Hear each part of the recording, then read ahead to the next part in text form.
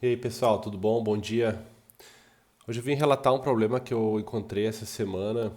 É um pouco diferente do usual, vamos dizer assim. Um cliente que tem um servidor bem antigo, que não tem RAID, sabe? Uma operação, um cliente bem específico que não tem nenhum recurso mais avançado de rede, né? De qualquer coisa assim. Então, estrutura de servidor bem fraca, né? Era um servidor já de 10 anos de idade. Que inclusive é esse aqui que eu estou mostrando para vocês na tela. Ele tem 10 anos, é uma máquina bem fraquinha. E então pode ver aí, ela tem só 4 threads e pouca memória RAM e tudo mais, né? E o que aconteceu? Simplesmente essa máquina tem algum problema na controladora, alguma coisa assim, que ela faz corromper o disco. Então, não iniciava mais o Proxmox de jeito nenhum. O backup, por alguma razão, também tinha falhado. E a gente precisava voltar esse backup do Samba, que é onde tem a maioria dos arquivos importantes para o cliente. Então, o que a gente fez? A gente instalou um novo Proxmox, um novo disco SSD. E feito isso, eu peguei o disco antigo que tinha dado problema, né? Que estava corrompido. A gente botou ele numa gaveta, mas isso foi um acaso só, ele não precisava estar numa gaveta, podia estar ligado internamente no servidor, mas para a pessoa que fez essa intervenção remota lá na máquina física, foi melhor ser feito assim, né?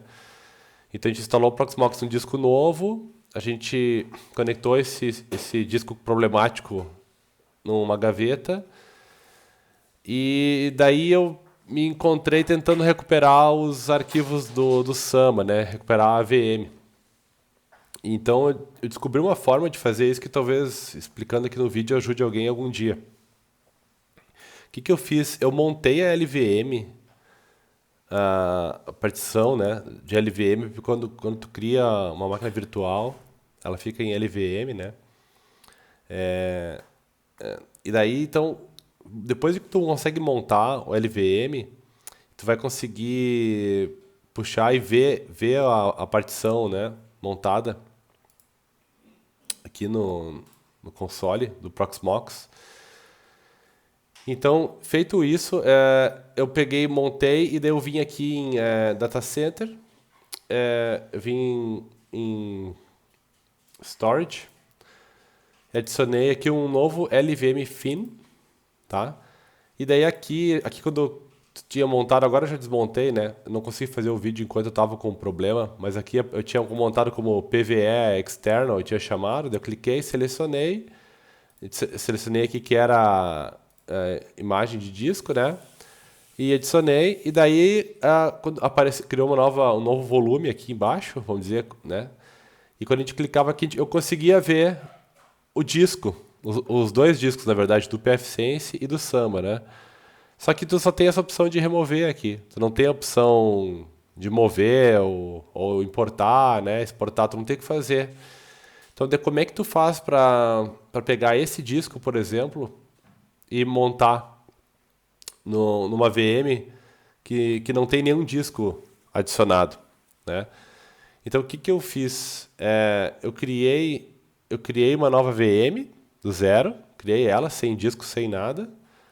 O importante é que ela tenha o mesmo ID, ela tem que ter o mesmo ID do disco, do ID anterior, né, que ela tinha. Esse foi até outro problema que eu tive, pode ver que o PFC está no ID 100 e o Samba estava em 102, porque casualmente antes o Samba estava em 100 e 101, acho que o PFC não lembro agora de cabeça, mas enfim. É muito importante que tenha o mesmo ID, vai facilitar a sua vida, tá?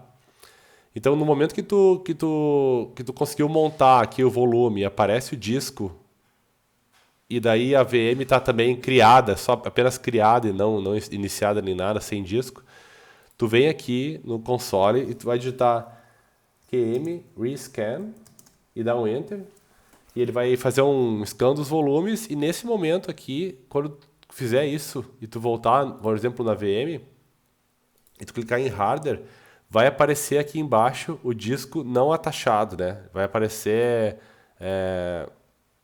vai dizer unassigned, se eu não me engano.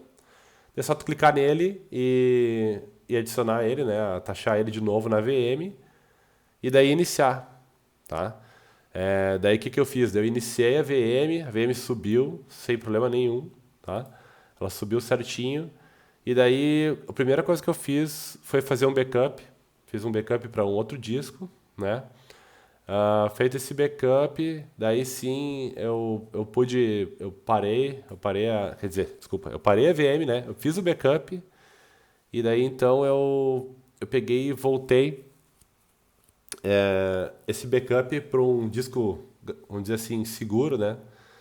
E daí então ficou funcionando, tá? Esse cliente não tem outro servidor disponível no momento, a gente está comprando um novo, tá? Então por enquanto ele está rodando em risco, assim, mas agora os backups estão ok e tudo. Então só queria deixar um relato de como resolver esse tipo de problema que alguém pode estar passando por isso e seja bem, bem crítico, né? Talvez esteja ajudando alguém. Certo? Acho que é isso aí. Um bom dia a todos.